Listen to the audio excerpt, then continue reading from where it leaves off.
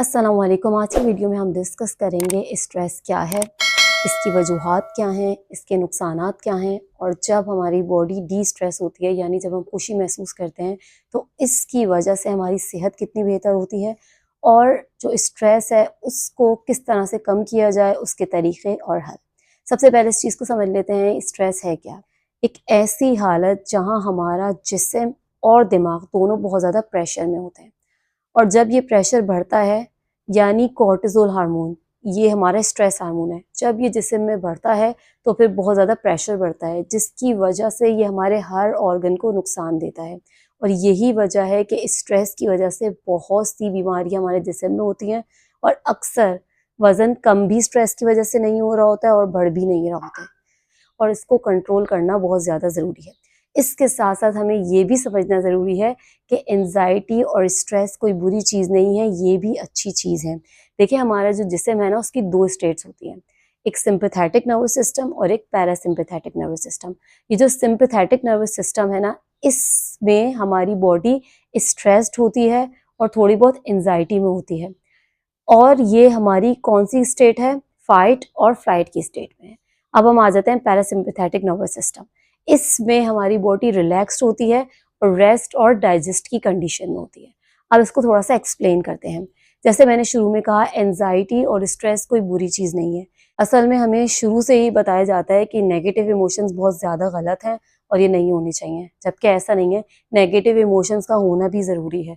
अगर हमें गुस्सा नहीं आएगा तो अगर कोई चीज़ भी हमारे खिलाफ जा रही है और हम उस पर बिल्कुल भी रिएक्शन नहीं देंगे तो लोग इससे हमारा फ़ायदा भी उठा सकते हैं और उसके साथ साथ हमारे अंदर ही अंदर चीज़ें बढ़ना शुरू हो जाएंगी और वो भी बहुत ज़्यादा स्ट्रेस पैदा कर देगी, इतना ज़्यादा स्ट्रेस पैदा कर देंगी वो क्रॉनिक हद तक चला जाएगा।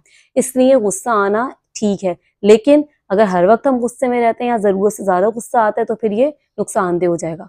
खौफ ज़्यादा होना भी ज़रूरी है। अगर हम खौफ ज़्यादा नहीं होंगे तो बेधड़क रोड क्रॉस कर लेंगे, छुरी का इस्तेमाल या कोई इलेक्ट्रिक चीज़ का इस्तेमाल या कुछ भी इस्तेमाल करते हुए जब खौफ ही नहीं होगा तो वो भी हमारे लिए नुकसानदेह हो सकता है। इसलिए थोड़ा-सा कुछ हद तक खौफ ज़्यादा होना भी ज़रूरी है। या हसद हो जाना, किसी की हमने कोई चीज़ देखी, अब हमें ये हो रहा है हमारे पास नहीं है, तो थोड़ा-सा इस चीज़ को भी होना अच्छा है, लेकिन ज़रूरत से ज़्यादा कि बस हम खुद कुछ नहीं कर रहे लाइफ में, दूसरों को देख-देख के सोचे जा रहे हैं इसके पास तो ये भी है, उसके पास तो ये भी है और हम अपनी लाइफ को बदलने के लिए, अपने आप को आगे बढ़ने के लिए कुछ भी ना करें और सिर्फ इसी चीज़ पे रहें कि दूसरों की चीज़ें देख रहे हैं, तो फिर ये भी नुकसानदेह हो जाएगा।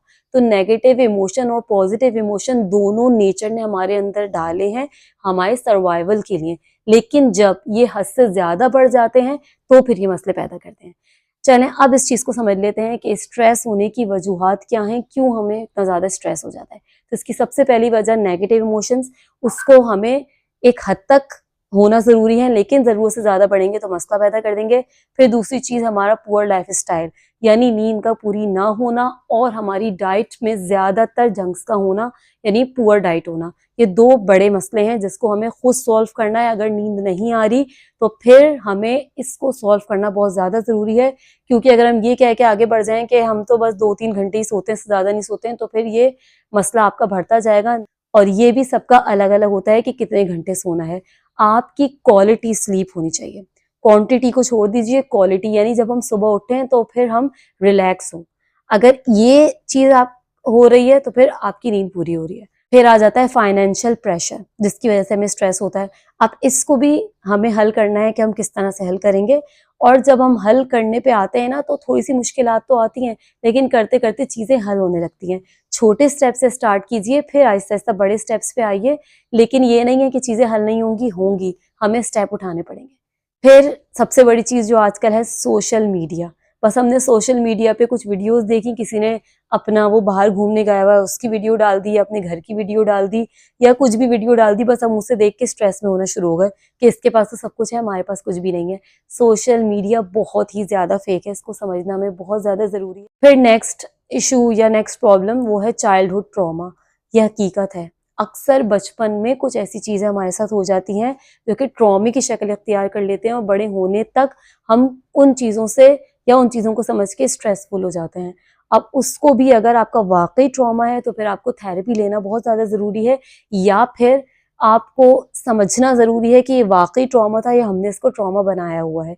अब ऐसी कंडीशन में किसी भी साइकोलॉजिस्ट या फिर जो थेरेपिस्ट होती हैं उनसे कंसल्ट करना, उनको विजिट करना बहुत ज़्यादा ज़रूरी है। वो अच्छे तरीके से फिर आपको आपके प्रॉब्लम के अकॉर्डिंग, आपके ट्रॉमे के अकॉर्डिंग गाइड करेंगे। अब इस चीज़ पे बात कर लेते हैं कि अगर स्ट्रेस ज़रूरत से ज़्यादा हो जाए तो ये हमारी सेहत पे क्या असर डालता है। सबसे पहली चीज़ हार्मोनल इम्बैलेंस और गट इश्यूज। अगर हमारी गट हेल्थ अच्छी नहीं है तो फिर सेरोटोनिन हार्मोन्स भी ठीक तरीके से प्रोड्यूस नहीं होंगे बॉडी में, जो कि फिर हमें अगेन स्ट्रेस कर देंगे। बहुत ज़्यादा वेट गेन भी हो सकता है और बहुत ज़्यादा वेट लॉस भी हो सकता है। और जितने भी ये स्किन इश्यूज़ हैं, जितने भी हेयर इश्यूज़ हैं, डाइजेस्टिव इश्यूज़ हैं और सेहत के हवाले से मुख्तलिफ मसाइल, अगर स्ट्रेस बहुत ज़्यादा बॉडी में तो इसका सामना भी करना पड़ सकता है। मूड स्विंग्स होंगे बहुत ज़्यादा, एंजाइटी हद से ज़्यादा बढ़ जाएगी और फिर इसका रिजल्ट होगा डिप्रेशन। और अगर खुदा न खास्ता किसी को भी डिप्रेशन का सामना होता है तो फिर उसको प्रॉपरली मेडिकेशंस के साथ ठीक करना बहुत ज़्यादा ज़रूरी है। आप डॉक्टर को भी विजिट करें और उसके साथ साथ साइकोलॉजिस्ट को भी विजिट करें। अब इस पे बात कर लेते हैं कि अगर स्ट्रेस ज़रूरत से ज़्यादा बढ़ गया है तो उसको कंट्रोल कैसे करें और इसके आसान हल क्या हैं और तरीके क्या हैं। तो सबसे पहला तरीका स्ट्रेस को कम करने का ये है डेली बेसिस पे वॉक करना और सन एक्सपोजर, क्योंकि जब सनलाइट हमारी बॉडी पे पड़ती है तो ये भी हमारे हैप्पी हार्मोन्स को बढ़ाती है। इसलिए सबसे अच्छा ये है कि आप मॉर्निंग वॉक करें। अगर आपकी घर के करीब कोई पार्क है तो वहाँ पे जाके कर सकते हैं, या फिर अगर आपके घर में छत है तो छत पे जाके भी मॉर्निंग वॉक हो सकती है, just 15 minutes a day. Daily basis पे, बहुत लंबे टाइम के लिए मैं नहीं कह रही, 15 मिनट अपने लिए निकालें।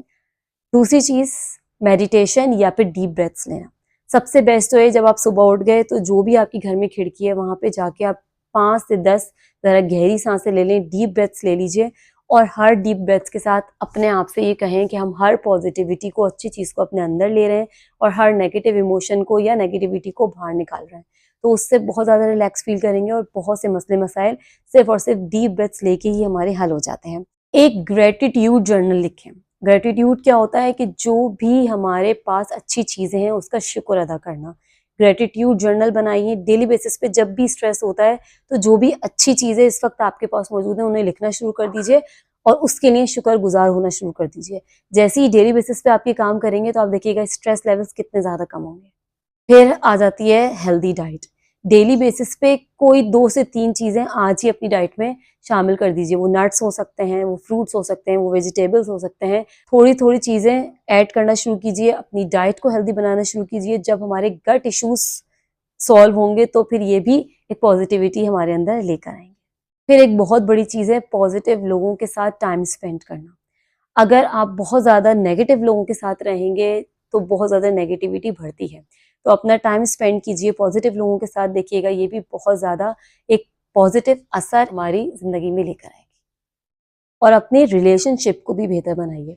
अक्सर ये होता है कि हम घर में ही रहते हुए, अगर हम शादीशुदा हैं तो ससुराल वालों के साथ, शौहर के साथ, बच्चों के साथ हमारा रिलेशनशिप, अगर अभी शादी नहीं हुई है, अगर हम जॉब करते हैं तो जो हमारे कोवर्कर्स हैं उनके साथ हमारा रिलेशनशिप, माँ-बाप के साथ, बहन-भाइयों के साथ, अक्सर चीज़ें हम दिल में जमा कर रहे होते हैं। कोई चीज़ हमें बुरी लगी, हम उसे कह नहीं रहे, अपने मुँह से नहीं कह रहे हैं, बस उसे दिल में जमा किए जा रहे हैं।